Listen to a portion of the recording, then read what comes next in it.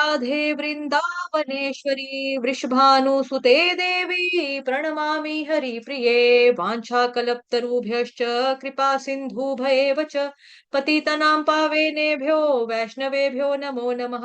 जय श्री कृष्ण चैतन्य प्रभु नित्यानंद श्री अद्वैत गदाधर श्रीवासादि गौर भक्त वृंद।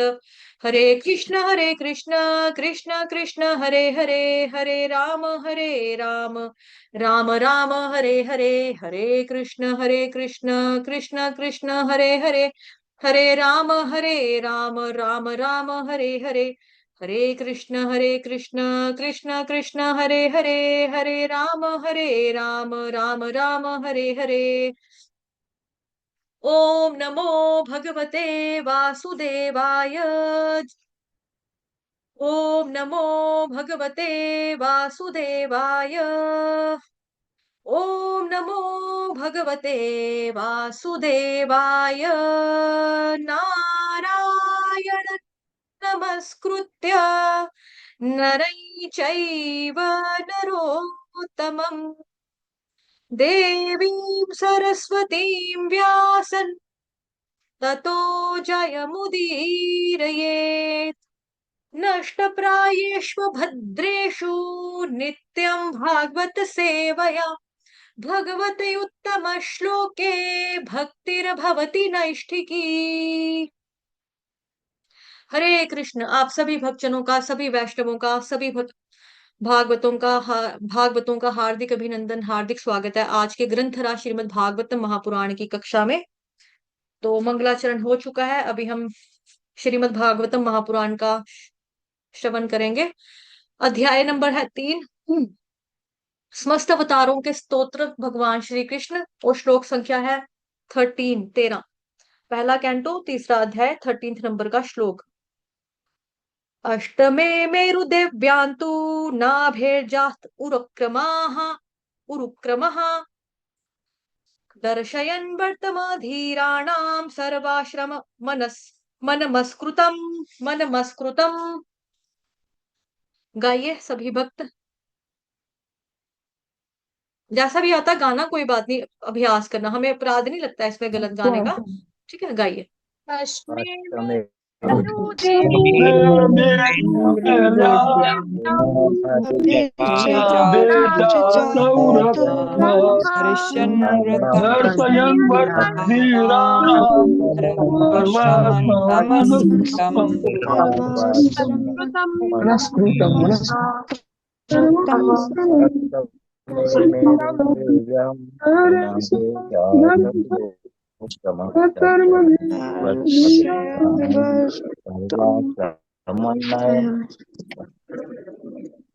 हरे कृष्ण।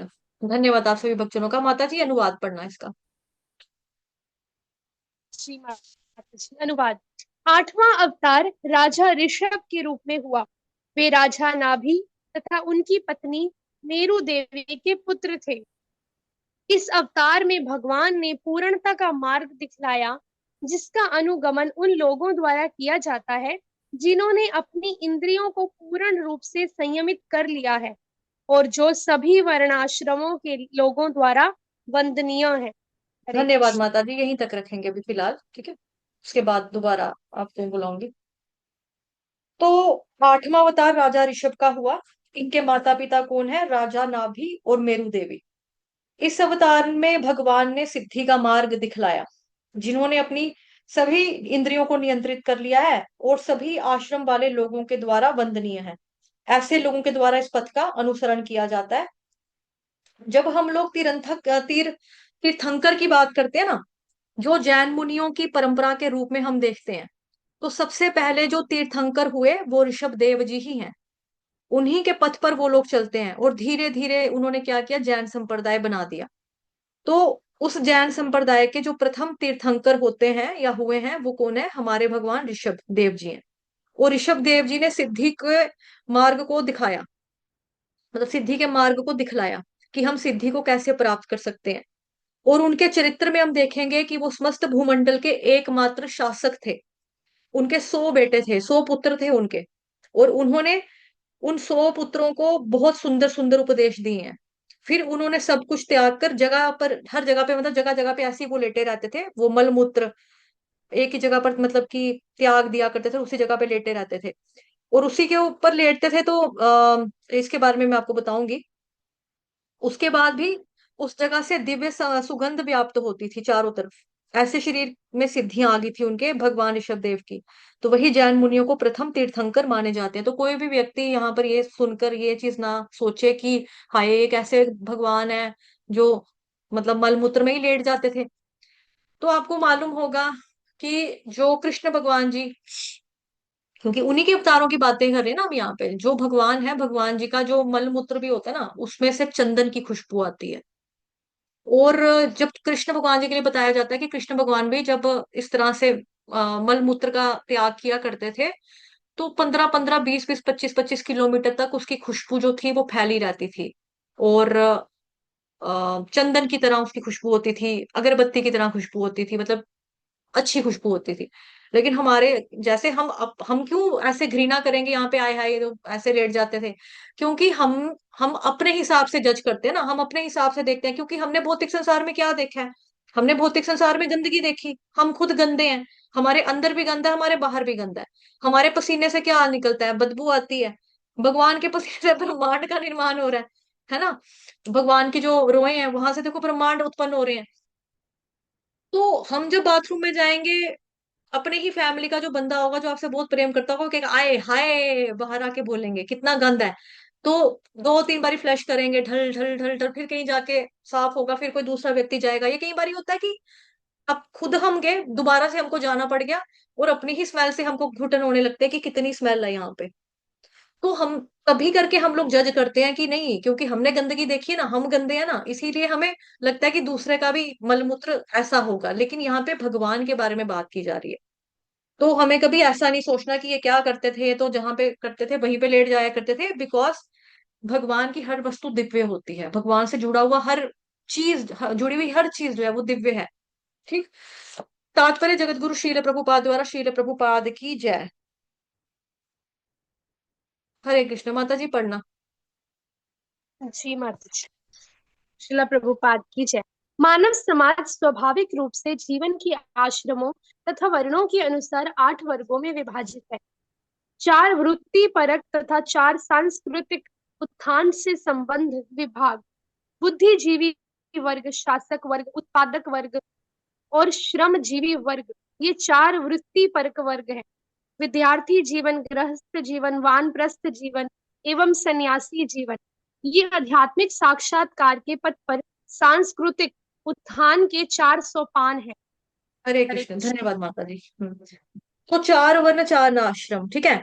मानव समाज स्वाभाविक रूप से जीवन के आश्रमों तथा वर्णों के अनुसार 8 वर्गों में विभाजित है। तो 4 वर्ण है और 4 आश्रम है। बुद्धिजीवी वर्ग, शासक वर्ग, उत्पादक वर्ग और श्रमजीवी वर्ग, है ना, जिसको मतलब बोलेंगे ब्राह्मण, क्षत्रिय, शूद्र और आपका वैश्य क्लास। ये 4 वृत्तिपरक वर्ग हैं। विद्यार्थी जीवन, गृहस्थ जीवन, वानप्रस्थ जीवन और सन्यासी जीवन, ये आश्रम आगे 4th चैप्टर गीता में भी पढ़ा है। ठीक है। और ये आध्यात्मिक साक्षात्कार के पथ हैं, जो सांस्कृतिक उत्थान के 4 सोपान है। अगर किसी को उन्नति करनी है ना, तो धीरे धीरे ग्रस्त से फिर वानप्रस्थ और फिर सन्यास की ओर आगे बढ़ना चाहिए। फिर है जी, इनमें से सन्यास आश्रम सबसे सर्वोच्च माना जाता है। पढ़ना माता जी यहाँ से। जी माता जी। इनमें से संन्यास आश्रम सर्वोच्च माना जाता है और सन्यासी समस्त वर्णों एवं आश्रमों का वैधानिक गुरु होता है। संन्यास आश्रम में भी सिद्ध अवस्था के लिए 4 अवस्थाएं होती हैं: कुटीचक, बहुदक, परिव्रजकाचार्य तथा परमहंस। हरि बोल। धन्यवाद माता जी। तो इनमें से सन्यास सर्वोच्च आश्रम माना जाता है और सन्यासी समस्त वर्णों और आश्रमों के लिए वैधानिक गुरु होता है। सन्यास आश्रम में सिद्धावस्था के लिए 4 अवस्थाएं होती है: कुटीचक, बहुदक, परिव्राज काचार्य और परमहंस। अगर कोई सन्यासी है तो सभी वर्ण तथा सभी आश्रमों का वैधानिक रूप से वो कौन है, वो गुरु होगा, सन्यासी। सन्यास आश्रम में भी सिद्ध अवस्था के लिए 4 अवस्थाएं होती हैं। अब सन्यास की भी 4 अवस्थाएं होती हैं। जनरली हम लोग क्या समझते हैं, हम लोग समझते हैं कि अगर किसी ने गेरुआ मतलब कि ऑरेंज कलर का सैफ्रॉन क्लॉथ पहने हैं, कलर के कपड़े पहन लिए हैं, है ना, संतरी रंग के, तो वो सन्यासी हो गया। बल्कि लोग ये नहीं जानते कि जो सैफरॉन कलर के कपड़े पहनने से कोई सन्यासी नहीं होता, बल्कि वो ब्रह्मचारी भी हो सकता है। कोई अगर भगवा रंग के वस्त्र पहनता है और कच्छ वाली धोती पहनता है, कच्छ वाली धोती मतलब जिसको पीछे से प्लेस्टर डाल के जो पीछे लगाया जाता है लटकाते हैं, उसको बोलते हैं कच्छ। तो अगर वैसी धोती पहनता है कोई, तो अभी तक वो सन्यासी नहीं है। क्योंकि सन्यासी जो है वो केवल धोती के टुकड़े को ऐसे ही लपेट लेते हैं। उनके वस्त्र, उनका पहनावा यानी सन्यासियों का अलग होता है। इसीलिए हम पहचान सकते हैं उनके मतलब कपड़े पहनने के तरीके से कि ये क्या है। सिर्फ रंग के ऊपर नहीं जाना है हमको कि इसने संतरी रंग के कपड़े लगाए हैं तो ये सन्यासी हो गया। ऐसा नहीं है, अलग होता है। इसीलिए हम पहचान सकते हैं कि ये ब्रह्मचारी है या सन्यासी है कपड़े के पहनने के ढंग से। और जो सन्यास है उसके भी चार अलग अलग अवस्थाएं होती हैं। यहाँ लिखा है कुटीचक, बहुधक, परिव्राज, काचार्य और परमहंस। अब ये चार हैं। सबसे पहले नाम लिखा है यहाँ पे कुटीचक। कुटीचक सन्यासी का मतलब हुआ ऐसे सन्यासी जो कुटिया बनाकर जंगल में चले जाते हैं रहने के लिए, बस्ती से दूर, शहर और बस्तियों से दूर कहाँ जाके रहते हैं, कुटिया बनाकर जंगल में चले जाते हैं रहने के लिए, उसको बोलते हैं कुटीचक सन्यासी। फिर दूसरे नंबर पे आ गया नाम इसका बहुधक सन्यासी का। जो बहुधक होते हैं ये भी लगभग मतलब कि कुटीचक की तरह ही, मतलब कि जो कुटिया बना के रहते हैं ना, कुटीचक की तरह ही इनकी वेशभूषा, पहनने का कपड़ा पहनने का तरीका सेम होता है। लेकिन ये क्या क्या करते हैं, अपने संबंधियों के घर के अलावा साथ ही अन्य घरों से भी भिक्षा लेते हैं। ये जाकर भिक्षाम देही, ये भिक्षा मांगते हैं, भिक्षा लेकर गुजारा अपना करते हैं। फिर तीसरा आता है परिव्राज काचार्य। अब परिव्राजाचार्य जो चार्य है ये क्या है, जैसे शिला प्रभुपाद जी, शिला भक्ति सिद्धांत सरस्वती ठाकुर जी थे, ये कौन है, ये परिव्राजकाचार्य हैं। परिव्राजकाचार्य कौन है कि जो एक जगह नहीं, जो कई जगहों पे जाते हैं। एक स्थान में कुछ समय तक रुकेंगे, 5 दिन रुके, 7 दिन रुके, 10 दिन रुके, महीना रुके, मतलब कि जितना उनको प्रचार के लिए टाइम मतलब कि लगना है वहां पे, है ना। जब प्रचार हुआ वहां से उठ के उठेंगे, दूसरी जगह पे चले जाएंगे। ये लोग एक से जगह से दूसरी जगह पे जाते रहते हैं। किस वजह से जाते हैं, प्रचार करने के लिए, धर्म का प्रचार करने के लिए जाते हैं। लोगों को आध्यात्मिक ज्ञान देने के लिए जाते हैं, आध्यात्मिक उपदेश देने के लिए जाते हैं। जो इस तरह से जाता है, ठीक है, टेम्पररी रहता है एक जगह के ऊपर, उसके बाद वापस दूसरी जगह के ऊपर न्यू जगह पे चले जाते हैं, उसको बोला जाता है परिव्राज का कार्य। ठीक। उसके बाद आ गया परमहंस। परमहंस वो लोग होते हैं जिन्हें इन सब से कोई मतलब नहीं है, और सबसे श्रेष्ठ सिद्धि की चरम अवस्था होती है इनकी। और इन लोगों ने उसको, जो परम अवस्था है ना, सिद्धा सिद्धा की जो क्या बोलेंगे, जो सबसे ऊंची श्रेष्ठ सिद्धि की जो परम अवस्था है, इन लोगों ने वो प्राप्त कर ली। ठीक। उसको बोलेंगे परमहंस अवस्था, जो है वो सिद्धि की चरम अवस्था है। ये लिखा है यहाँ पे परम अवस्था, परमहंस अवस्था, सॉरी, सिद्धि की चरम अवस्था है। सभी इस आश्रम का आदर करते हैं। राजा नाभि और मेरु देवी के पुत्र महान महाराज ऋषभ भगवान के अवतार थे। उन्होंने अपने पुत्रों को तपस्या द्वारा सिद्धि का मार्ग का पालन करने का उपदेश बताया। और क्योंकि तपस्या से क्या क्यों बताया, क्योंकि तपस्या से जीवन पवित्र बनता है और मनुष्य को आध्यात्मिक सुख का लाभ होता है, जो दिव्य तथा निरंतर बढ़ने वाला है। तो महाराज के कितने बच्चे थे ऋषभ के, 100 लड़के, 100 बेटे थे, 100 के 100 को उन्होंने क्या दिया, धर्म का उपदेश दिया, तपस्या के बारे में बताया। अब कोई भी व्यक्ति अगर तपस्या करता है तो उस तपस्या से उसको सुख का लाभ होता है और आध्यात्मिक आनंद की प्राप्ति होती है। अभी तपस्या का मतलब क्या है, तपस्या का मतलब होता है जानबूझकर हम अपनी बॉडी को, अपने शरीर को तकलीफ देते हैं। क्यों देते हैं, भगवान की प्रसन्नता के लिए देते हैं। ऐसा नहीं है कि हम सोचे हम बड़ी गर्मी में बैठे हैं, अब गर्मी में बैठ के क्या कर रहे हो, भगवान का नाम, गर्मी में इतनी है, भगवान का नाम, दिमाग पागल किया आगे गर्मी ने, भगवान का नाम कहाँ से लें हम, हमसे नहीं लिया जाता। ये तपस्या नहीं कहलाई जाएगी कि आप गर्मी में बैठे हो तो तपस्या होगी। गर्मी में अगर बैठे हो, अगर आपको गर्मी लग रही है तो गर्मी में बैठ के भगवान का नाम लो, ये तपस्या है वास्तव में। ठीक है, ऐसा नहीं है कि सिर्फ गर्मी को फील कर रहे हो, पसीना पसीना, वो गर्मी गंदी गंदी, लिप लिप लिप लिप, चिप चिप चिप चिप, ओफ ओफ ओफ, ऐसे नहीं, ये तपस्या में नहीं आएगा। तपस्या में क्या करते हैं लोग, चारों तरफ अपने आप को आग लगा लेते हैं, मतलब अपने शरीर को आग नहीं लगाते हैं, बीच में बैठेंगे सेंटर में, आगे पीछे आग लगा लेंगे, अग्नि अपनी तरफ लगा के, ऊपर से सिर के ऊपर उनके सूरज भी चमक रहा होता है, सूरज की जो गर्मी होती है वो भी उनको लग रही होती है। करते कब है, गर्मियों के दिनों में ये चीज करते हैं, ठंड में नहीं करते, गर्मी में ये चीज करते हैं वो। गर्मी में अपनी चारों तरफ आग लगा लेंगे, सर के ऊपर सूरज होगा, सूरज की गर्मी में तप रहा होता है सूरज, उसके नीचे और सेंटर आके बीच में बैठकर तपस्या करते हैं।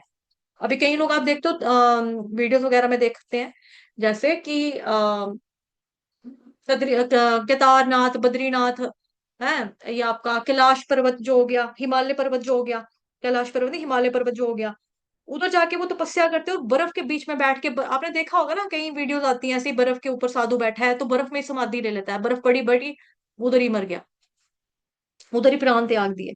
तो हिमालय पर जा जाकर लोग ठंड में तपस्या करते हैं, बिकॉज वो जानबूझकर अपने शरीर को कष्ट देना चाहते हैं। मकसद क्या होता है उनका कष्ट देने का? क्योंकि क्या होता है कि शरीर कष्ट से उनको धीरे धीरे ये पता चलता है कि ये जो शरीर है ये नश्वर है और हम शरीर से अलग है।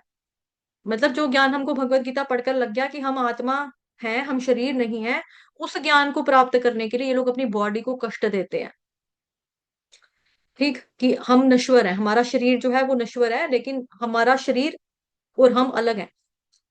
हम जो साधारण जीवन जी रहे हैं, जो हम लोग हैं भक्ति योगी, हम लोग क्या कर रहे हैं, साधारण जिंदगी जी रहे हैं। हम भगवान के भक्ति मार्ग में चल रहे हैं, तो हमें सिर्फ भगवान की अनुकूलता के लिए जो भी शारीरिक कष्ट उठाने हैं, उतने ही शारीरिक कष्ट उठाकर हम भगवान की सेवा कर सकते हैं। अब देखो, बेसिक एग्जाम्पल दूंगी हमें समझने वाला, जो हमारे लिए प्रैक्टिकली अप्लाई करने वाली बात है।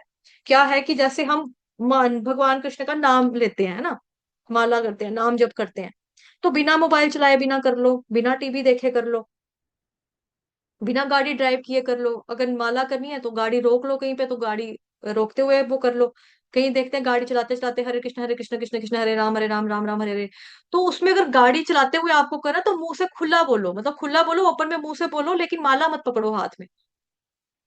मुंह से बोलते रहो, ड्राइव करते रहो, मुंह से बोलते रहो, वो ठीक है, वो ठीक है, वो माना जाएगा। लेकिन आप सोचो कि मैं 16 माला जो है गाड़ी चलाते चलाते पूरी कर लूंगा, वो तो अजीब बात है, वो नहीं करना है, तो वो तपस्या में नहीं आएगा। आप भगवान का नाम ले लो बिना मोबाइल चलाए बिना ले लो, आज की डेट में, आज के युग में टीवी के बिना कर लो, भगवान का नाम ले लो, तो ये एक तरह की तपस्या मानी जाएगी। एकादशी हम लोग कर रहे हैं, एकादशी निर्जल करनी चाहिए, हर एकादशी को अगर हम निर्जल करें तो ये तपस्या मानी जाएगी। या फिर चलो कोई बच्चा भी, कोई बीमार है व्यक्ति भक्त, तो वो जल का सेवन कर ले या फ्रूट खा ले सिर्फ। लेकिन एकादशी के नाम पर आजकल मंदिरों में भी इतना ज्यादा पकवान बन गया है, उधर लिखा जाता है एकादशी फीस्ट। लोग कहेंगे हैं, चलो कार अपने रोटी नहीं बनानी पड़ेगी, चलो आए मंदिर में चलते हैं, बड़ा कुछ खाएंगे वहां पे, कुट्टू के पकोड़े मिलेंगे, फलान मिलेगा, ढींग मिलेगा, बहुत कुछ मिलेगा, चलो वहां जाकर खाते हैं आज मजे से। तो लोग वहां पे चले होते हैं, किस लिए? कि वहां पे पकोड़े मिलेंगे, कुट्टू के आटे के, आलू के पकोड़े मिलेंगे, सेब के पकोड़े खाने के लिए मिलेंगे, पेठे के पकोड़े मिल जाएंगे, है दही का रायता मिलेगा, घी वाला या खीरे वाला, मतलब कि जो चीज हमें व्रत में खाते हैं, लोग उस तरह से चले जाएंगे। या फिर चलो मंदिर में कोई नहीं भी जाएगा खाने के लिए, अपने घर में ही सोचेगा चलो आज व्रत रखा है, आज क्या बनाए, आज तो स्पेशल बनेगा, क्योंकि फिर व्रत की आइटम्स बड़ी सारी हो जाती हैं। देखो ना, लोग इतने स्वादले हो गए, इतने स्वादु हो गए हैं कि गोविंदा जैसे रेस्टोरेंट्स में भी आप लोगों को पिज्जा बर्गर खाते हैं जा जाकर, कि हम पिज्जा खा लें, बर्गर खा लें। तो ये भक्ति तपस्या थोड़ा खिलाई जा रही है। मतलब आपको लगा कि चलो एक तरफ एक रास्ता बंद हो गया, लहसुन प्याज वाला पिज्जा बर्गर नहीं खा सकते, चलो दूसरा रास्ता खुल गया, गोविंदा रेस्टोरेंट, वहां पे जाकर खा लेंगे। वहां पे भी थोड़ा भोग लगा लगा के आपको खाना खिलाया जाता है। बस ये है कि बिना लहसुन प्याज का मिलता है। ये आपने देखा है, वहां पे आपने बोला भैया मेरे लिए सैंडविच लेके आना, हाँ माता जी अभी लाता हूँ, प्रभु जी के आपके लिए सैंडविच लेकर आए, प्रभु जी भोग लगाए। कभी आपने देखा गोविंदा रेस्टोरेंट के वहां पर आपको, आपकी थाली में आपको क्या बोलेंगे, सैंडविच मिल गया, बर्गर मिल गया, पिज्जा मिल गया, या चावल मिल गए, जो भी आपने XYZ जो भी आपने आइटम उनको बोली थी कि लेकर आओ हमारे लिए, उस पर कभी देखा आपने तुलसी का पत्ता लगा हुआ? मैंने तो नहीं देखा आज तक। वृंदावन में खाया मैंने, वृंदावन मैंने तो वृंदावन में भी नहीं देखा। हाँ, तो इस तरह से हम लोग जब चलते हैं, इस तरह से जब हम लोग करते हैं, फिर हम सोचे कि हम तपस्या करें, तपस्या में नहीं आता, ये तपस्या नहीं कहलाई जाएगी। हम अपना सोचते हैं कि अलग अलग सी डिशेस बना बना के खाएंगे, आज तो बहुत मजा आएगा, आज तुम्हारा एकादशी का फास्ट है। तो आप सोचो यार, उपवास का मतलब होता है भगवान के निकट वास करना, भगवान के निकट रहना। भगवान के निकट आप कैसे रह सकते हो? भगवान जी का नाम लेकर, भक्ति करके, जप कर कर, शास्त्रों का अध्ययन करके, शास्त्रों का श्रवण करके, कथा सुनकर, कीर्तन कर कर, ये तरीके हैं भगवान जी के साथ रहने के। बट आप तो रहोगे जी रसोई में बिजी। आज आज खाने में क्या है मामा, क्या चाहिए मिस ड्रामा, ओ मुझे चाहिए कुट्टू के पकोड़े, अभी लो। आपको क्या चाहिए, जाओ पापा से पूछ कर आओ, पापा क्या खाएंगे?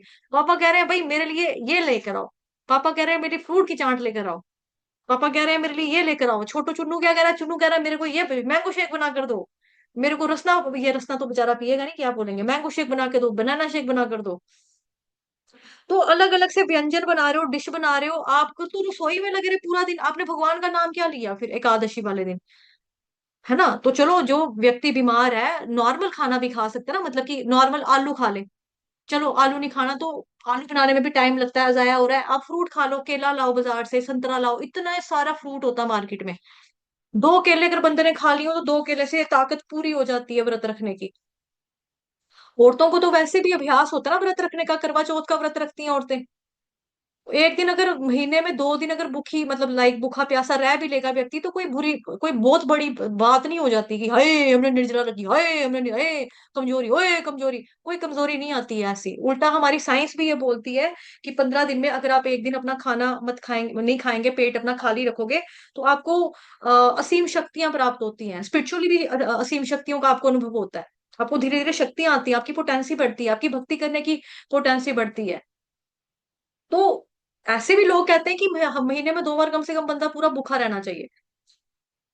लेकिन हमारा ध्यान अगर पूरा खाने में ही रहेगा कि आज ये बनेगा, ये बनेगा, ये बनेगा, ये बनेगा, ये बनेगा, ये बनेगा, ठीक है, सिउल की खिचड़ी बना लेंगे, आज साबूदाना बनाएंगे। आजकल तो साबूदाना मना हो गया क्योंकि साबूदाने को ना वो लोग चावलों की पिछ डाल देते हैं, जो बाजार वाले साबूदाने, वैसे तो बाजार से ही लाते हैं सारे साबूदाना, घर में पता नहीं कौन बनाता होगा। मतलब कि जो हम साबूदाना दुकानों से लाते हैं, लोग कहते हैं कि उसके अंदर चावलों की पिच्छ पड़ी होती है। चावल पिच्छ किसको बोलते हैं? चावल का पानी। चावल का पानी डालेंगे तो ऑब्वियसली साबूदाना कैसे खा सकते हैं फिर व्रत में, हम लोग नहीं खा पाएंगे नहीं। तो जो लोग सोचते हैं कि हम तरह तरह के पकवान बनाएंगे और जी क्या बोलते हैं आपको, और हम एकादशी रखेंगे, ये तपस्या में नहीं आता। हाँ तपस्या करनी है एकादशी में, निर्जल रखकर कर लो। निर्जल नहीं रखा जाता, हर व्यक्ति नहीं रख सकता, कोई बीमार भी होता है, किसी ने दवाई भी खानी होती है तो कोई बात नहीं, आप फ्रूट वाली ही रख लो, आप सिर्फ पानी वाली रख लो, ऐसा भी कर सकते हैं। तो ये तपस्या है। ऐसा ये तो पूरी खाना बना बना के, पकवान बनाने, व्यंजन बनाने, डिश बना बना के पूरा टाइम वेस्ट है, पहले बनाओ तब टाइम वेस्ट, फिर खाओ तब टाइम वेस्ट। ये भक्ति नहीं है, तपस्या नहीं है। यही ज्ञान जो है 100 पुत्रों को ऋषभ देव ने दिया। किंतु यह कोई नहीं जानता कि शाश्वत और असीम सुख कहाँ पे प्राप्त होगा। मूर्ख लोग वास्तविक सुख के स्थान पर भौतिक इंद्रियों का सुख की खोज करते रहते हैं। ऐसे मूर्ख लोग यह भूल जाते हैं कि इस प्रकार अस्थाई तथा कथित इंद्र सुख तो कुकर शुकर भी भोगते रहते हैं। कोई भी पशु पक्षी या जंतु इस इंद्र सुख से वंचित नहीं है। ठीक, तो कोई नहीं जानता कि शाश्वत सुख यानी कि परमानेंट सुख कहाँ पर उपलब्ध है, किसी को नहीं पता। हर कोई सुख चाहता है, ठीक है, चाहना चाहिए, आपका हक है खुशी लेना, खुशी को चाहना। और किसी को ये नहीं पता कि परमानेंट सुख हमको कहाँ पर मिलेगा। क्षण भर का सुख है, हर किसी को मिल रहा है इस जिंदगी में। किसी को रोटी के रूप में, भोजन के रूप में खाना, मतलब भोजन के रूप में सुख मिलता है ना। कोई बोलता है भाई मैं तो फूडी पर्सन हूँ, आई एम फूड लवर, जगह जगह जाता हूँ, फूड के ब्लॉग करता हूँ, वहां पे जा जाके अलग अलग डिशेस खाता हूँ, अलग अलग चीजें खाता हूँ। कई कई लोग तो जो ज्यादा अमीर क्या बोलेंगे आपके यूट्यूबर्स हो गया ना, वो लोग तो इंडिया की खाना छोड़ के मतलब कि अब फॉरेन कंट्रीज में भी चले जा रहे हैं, वहां पे भी फ्रूटों की शक्लें दिखा दिखा के वन सोने फ्रूट दिखा रहे हैं, कभी वहां की खाना दिखा रहे हैं, कुछ कुछ खाई जा रहे हैं, खाई जा रहे हैं दिखा दिखा कर, मतलब कि हम फूडी हैं, मतलब उनका ठीक है। तो इंसान को खुशी मिल रही है, खाना खाकर भी खुशी मिल रही है, किसी को घूम फिर के खुशी मिल रही है, किसी को सोने में खुशी मिलती है कि भाई मेरे को चाहिए नींद करना, मेरे को सोने का मजा आता है, तो सोकर भी इंसान सोचता है कि हम सोकर भी सुखी हैं। बट शाश्वत रूप से ना तो हम खाकर सुखी हो सकते हैं, शाश्वत रूप से ना तो हम सोकर सुखी हो सकते हैं, ना ही हम शाश्वत रूप से घूम घूम कर फिर कर खुश हो सकते हैं।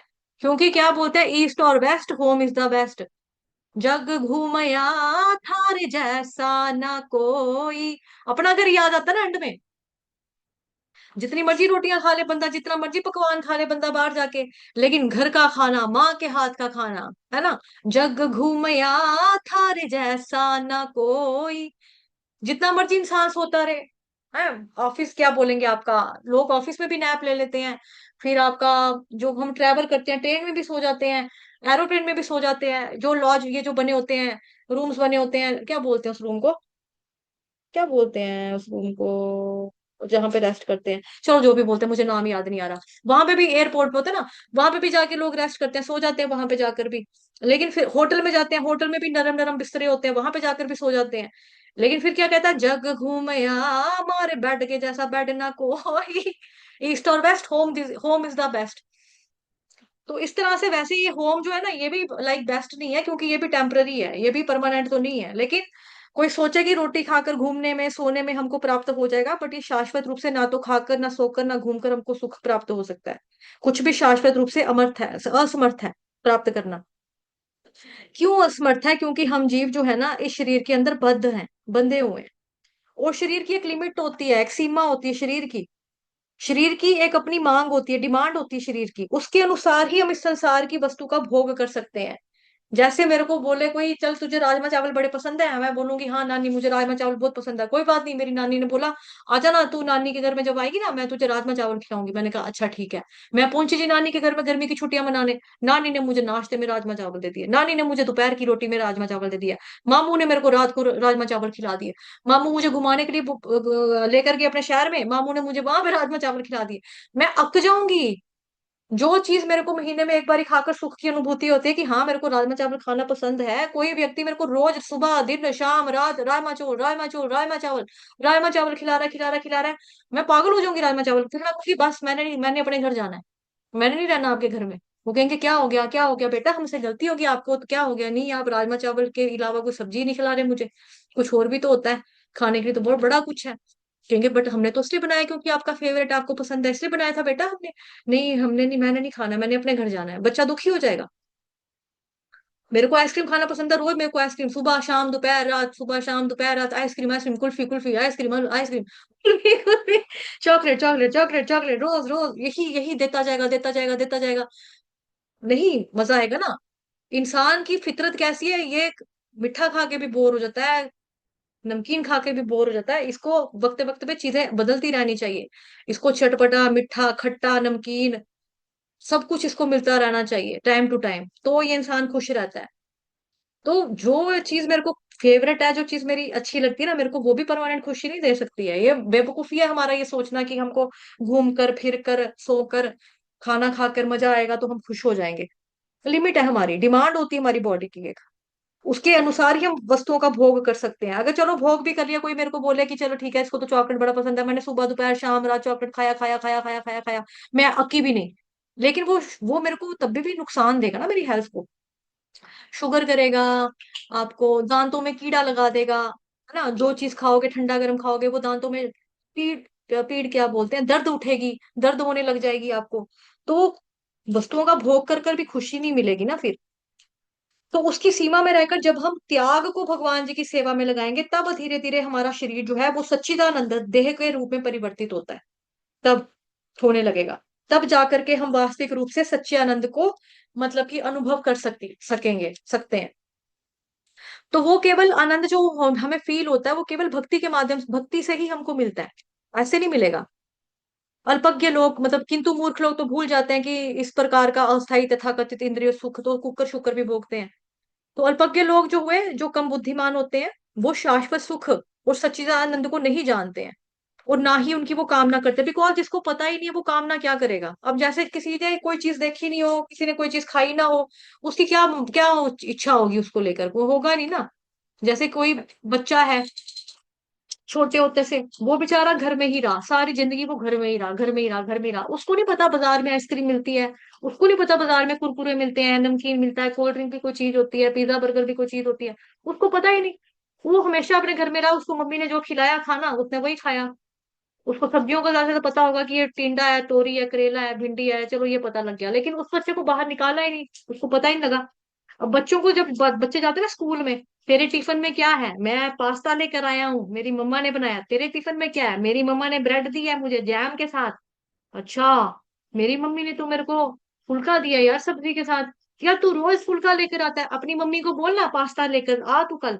फिर बच्चा कहेगा घर में जाके मम्मा, सारे बच्चे कहते हैं पास्ता बना कर दो, पास्ता लेकर आओ, मैंने नहीं खानी रोटी रोज रोज, मैं घर में खा लूंगा, बाहर नहीं खाऊंगा रोटी मैंने, लेकिन टिफिन में मैंने पास्ता लेके जाना है। और अमीर स्कूल जो है ना, मतलब कि महंगे स्कूल जिसको बोलते हैं अमीर स्कूल महंगे स्कूल, उधर के चोचले बन गए हैं आज। और जो सीधी सादी मम्मी है वो सिर पीटती है अपनी, ये क्या मुसीबत मोल ली है। उधर मेन्यू आता है इनका हफ्ते का लिखा हुआ, कि बच्चे को सोमवार को ये दो, मंगलवार को ये खिलाओ, इनके टिफिन में ये होना चाहिए, टिफिन चेक होते हैं बच्चों के। टिफिन चेक होते हैं, बच्चों को ये नहीं देना, बच्चों को ये दो, बच्चों को ये दो। एक दिन उनको स्प्राउट्स दो, एक दिन उनको पास्ता बना के दो। इटालियन डिशेस उनके टिफिन में आ रही हैं बच्चों के, तो उनकी मम्मियां रेसिपियां दे दिमाग खराब करती हैं कि हाय यार पहले यूट्यूब खोलो। हर मम्मी के पास मोबाइल भी नहीं होता। हर मम्मी के पास, चलो मोबाइल है तो हर मम्मी के पास टाइम भी नहीं होता इतना कि अलग अलग वैरायटियां बना बना के बच्चों को दे। हम तो सारी जिंदगी परोंठी और फुल्का, फुल्का परोंठी सब्जी यही लेके जाते थे, मैं भी लेके जाती थी। परोंठी जैम के साथ, अचार के साथ परोंठी और जैम लेके जाती थी, या फुल्का लेके जाते थे सब्जी के साथ। मैं तो फुलवड़ियां भी लेकर गई हूँ लंच में अपने। फुलवड़ियां, फुलवड़ियां क्या बोलते हैं, मतलब हमारी भाषा में फुलवड़ियां जिसको बोलते हैं फ्राइम्स, उसको आता है, मतलब चावल की कोई चीज होती है तो उसको तेल में फ्राई करते हैं, उसका टिफिन बना, तो उसको भी मैंने लेके चल जाना स्कूल में खाने के लिए। हमने नहीं, मतलब कि अब जो बच्चे हैं, मतलब कि उधर हमारी जो बहन के बच्चे हैं ना, वो बोलते हैं कि इसके स्कूल में मैडम गुस्सा करती है, वो बोलती है पास्ता लेकर आओ। तो फिर आटे वाला पास्ता आ गया कि चलो बच्चों को मैदा बुरा लगता है तो आटे वाला पास्ता आ गया। एक दिन बच्चों को मैगी देनी चाहिए।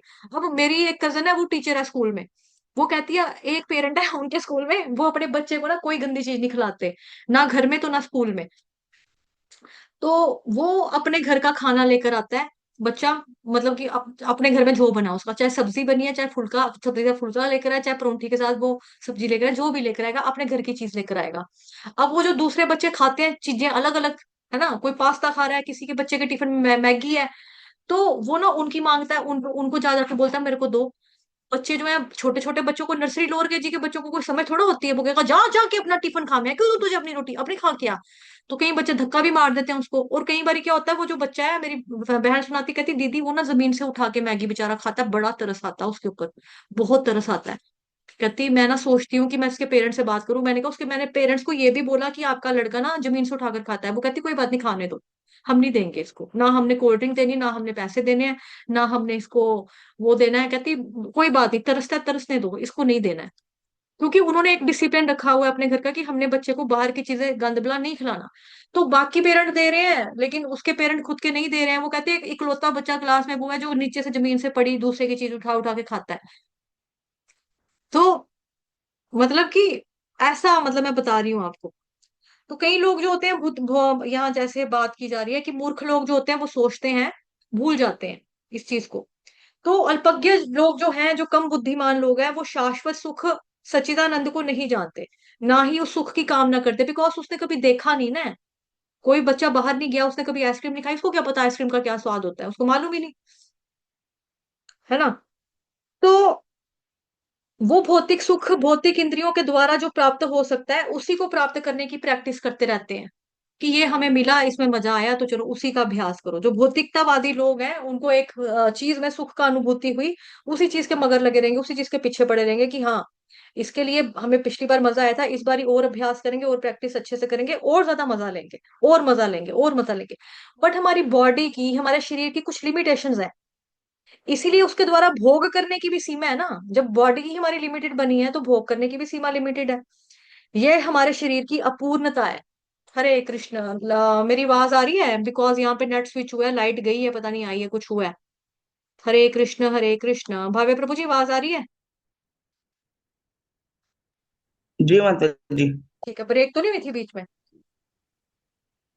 बीच में कटी थी माता जी, जब वो क्या बता रहे थे ना कि लिमिटेड है, क्या सुना रही उससे थी? पहले कटी थी, जस्ट पहले। जब आप कह रहे थे हाँ ना कि हमारी इंद्रियां लिमिटेड हैं, तो उससे भोग हाँ करने हाँ की भी हाँ, चलो लिमिट मैं है, रिपीट कर देती हूँ मैं, हाँ तो ओके ओके। उससे पहले बस। ठीक प्रभु जी, मैं ये कह रही, अल्पज्ञ जो लोग हैं, जैसा ये हाईलाइट किया हो ना, इसी के बारे में पढ़कर बता रही हूँ। जो अल्पज्ञ लोग हैं, जो कम बुद्धिमान होते हैं, वो इस परमानेंट सुख को, जो सच्चिदानंद है, उसके बारे में नहीं मालूम है उनको। ना मालूम है, ना ही उसकी वो चाहत रखते हैं कि भाई हमको पता भी चले, कुछ कामना ही नहीं है उनको। वो भौतिक सुख में ही बिजी रहते हैं। भौतिक सुख हो गया, भौतिक इंद्रियों के द्वारा जो उनको मिल रहा है, प्राप्त हो रहा है, उसी खुशी में वो खुश रहते हैं। उसको ही प्रैक्टिस करते रहते हैं और प्राप्त करने की, हाँ मेरे को ये चीज मिली थी, इसमें मजा आया था, इस बार और प्रैक्टिस अच्छे से करेंगे और ज्यादा मजा लेंगे। बट हमारी बॉडी की लिमिटेशंस है ना, हमारा शरीर की लिमिटेशंस है। तो इसीलिए हमारे शरीर के द्वारा जो चीजें हम भोग करने की ट्राई करते हैं, उसकी भी हद है, उसकी भी सीमा है। तो ये हमारे शरीर की अपूर्णता है बेसिकली। और हम इसी अपूर्णता के साथ इस संसार को भोगने का प्रयास करें, तो इस संसार के भोग को भोगते भोगते भोगते भोगते भोगते भोगते हम खत्म हो जाते हैं। हमको लगता है कि हम खत्म हो गए भोग भोग कर करके, या भोग खत्म हो गए, या हम खत्म हो गए। बट एक्चुअली भोग जो होता है ना, भोग हमको भोगता रहता है। भोग होता है हमको, वो भोगता है। और हमको लगता है कि हम भोग को भोग रहे हैं, हम उल्टे हैं, हम उल्टा सोचते हैं। तो ये इंद्रिय सुख तो कुकर सुकर है ना, आहार निद्रा भय मैथुनम च, ये लोग भी कर रहे हैं, हम लोग भी कर रहे हैं। कोई भी इस सुख से वंचित नहीं है। वो भी उड़ जाते हैं, घूम लेते हैं, कुत्ते भी घूम लेते हैं, पक्षी भी उड़ जाते हैं, जो पानी वाला जीव जंतु है वो भी एक जगह से समुद्र में उधर दूसरी तीसरी जगह घूमता रहता है ना। खाकर भी उनको भी वैरायटियां मिलती हैं, कभी कीड़ा मिल रहा है खाने के लिए, कभी ब्रेड डाल दी किसी ने पानी में, किसी ने फुल्का बना के डाल दिया, चपाती डाल दी, कोई चावल लेकर आ गया डाल दिया खाने के लिए, कोई फुलियां लेकर आया डालने के लिए। तो खाना का सुख उनको भी मिल रहा है, घूमने का सुख उनको भी मिल रहा है अपनी अपने इलाके के अंदर ही। और तीसरा हमारा क्या था, घूमने का बताया था, खाकर खाकर भी बता दिया, घूमने का भी बता दिया, सोकर सोते ये लोग भी हैं, रेस्ट ये लोग भी करते हैं। तो प्रत्येक योनि में, जिसमें मनुष्य योनि भी सम्मिलित है, ऐसी सुख प्रचुरता मात्रा प्रचुरता से उपलब्ध होता है। किंतु मनुष्य जीवन ऐसे सस्ते सुख से के निमित्त नहीं मिला है। तो मनुष्य जीवन जो है आपको, वो इसके लिए नहीं मिला है, सस्ता सुख चीप सुख के लिए नहीं मिला आपको। आपको परमानेंट असीम सुख के प्राप्त करने के लिए मिला है। असीम सुख की प्राप्ति कैसे होगी, जब हम हरे कृष्ण महामंत्र का जप करेंगे, भगवान जी का भक्ति करेंगे, भगवान जी का भजन करेंगे, तब हमको असीम सुख की अनुभूति होगी, ऐसे नहीं। तो मनुष्य जीवन जो है, हमें बहुनाम जन्म नाम अंते ज्ञानवान माम प्रपद्यते वासुदेव सर्वमिति स महात्मा सु दुर्लभ, ऐसा महात्मा दुर्लभ है। मनुष्य योनि जो मिली है वो मुश्किल से मिली है, इसका फायदा उठाना चाहिए। फायदा उठाना कैसे है, किस तरीके से, भगवान की भक्ति भजन करके। क्यों मिला है? आत्म साक्षात्कार करने के लिए मिला है, तपस्या करने से मिला है। मतलब स्वेच्छा से, अपनी मर्जी से कष्ट सह सहो, और भौतिक सुख से दूर रहकर ही आप इस सुख को प्राप्त कर सकते हो।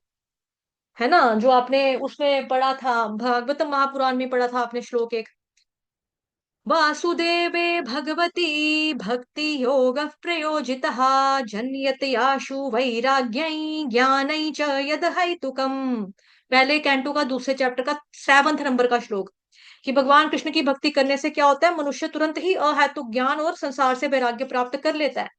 तो अगर आप ये करोगे तो ऑटोमेटिकली इस भौतिक संसार से दूर खुद नहीं रहना है, ऑटोमेटिकली आपके अंदर डेवलप हो जाएगा, त्याग की भावना आ जाएगी कि भाई नहीं, वैराग्य आ जाएगा। ज्ञान मिलेगा तो ज्ञान से वैराग्य आ जाएगा।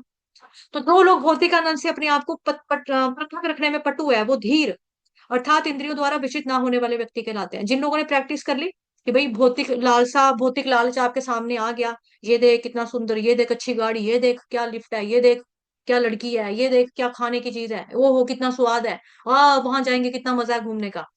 जो लोग इस भौतिक आनंद से अपने आप को दूर रखने में पटु है, पृथक का मतलब हुआ दूर रखना, पट्टू का मतलब हो गया एक्सपर्ट। जो लोग इस चीज में एक्सपर्ट हो गए, वो क्या कहलाए जाते हैं, धीर व्यक्ति। धीर व्यक्ति मतलब वो इंद्रियों द्वारा विचलित नहीं होते हैं, कि इंद्रियां ये मांग रही है, मुझे ये खिला, मेरे को ये लेकर दे, मेरे को वहां लेकर चल, वो देख वहां पे क्या है, वो देख कितनी अच्छी खुशबू है, चल चल खाएंगे खाएंगे। इंद्रियों की बातों में वो नहीं आता, उसको इंद्रियां विचलित नहीं करती हैं, बिगाड़ती नहीं है, मतलब फुसला नहीं सकती।